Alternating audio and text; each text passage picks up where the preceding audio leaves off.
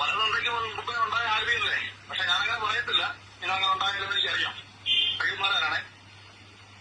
അല്ല, നീ എന്താ ചോദിച്ചു? ആദ്യം ചോദിച്ച് അത് പലതന്തയ്ക്ക് മുമ്പേ ഉണ്ടായ ആൽബിയല്ലേ. പക്ഷെ ഇന്ന് ഞാനങ്ങനെ പറയത്തില്ല. നാട്ടുകാരങ്ങനെ പറയുമായിരിക്കും. പക്ഷെ ഞാനങ്ങനെ പറയത്തില്ല കേട്ടോ.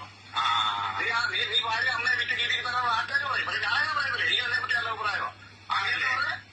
എനിക്ക് ഇതിനെ പറ്റി നല്ല അഭിപ്രായമോ. നീ അങ്ങം പോലത്തെ മനുഷ്യനാ. പിന്നെ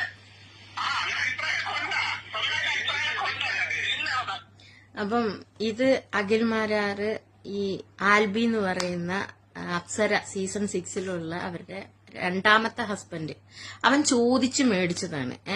അവന് പറയാൻ പറ്റുന്ന കാര്യങ്ങൾ പറഞ്ഞാൽ മതിയായിരുന്നു ഇന്റർവ്യൂല്.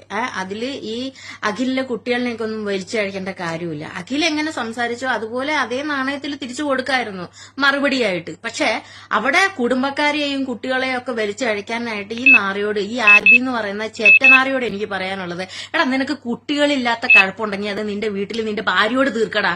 അല്ലാതെ വല്ലവരിന്റെ വീട്ടിലുള്ള ആൾക്കാരിന്റെ അടുത്ത് അല്ല തീർക്കേണ്ടത്. അതെനിക്ക് ഒന്നാമത്തെ കാര്യം പറയാനുള്ളത്. രണ്ടാമത്തെ കാര്യം, നീ വലിയ പുണ്യാളനാണോ?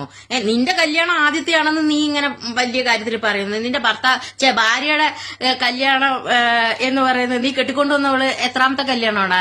അത് നല്ല രീതിയിൽ പോയിക്കൊണ്ടിരിക്കുന്ന ഒരു കുടുംബജീവിതമായിരുന്നു. അതൊന്ന് ട്വിസ്റ്റ് ഉണ്ടാക്കി അവിടെ നിന്ന് വലിച്ചഴിച്ച് കൊണ്ടുവന്നിട്ടല്ല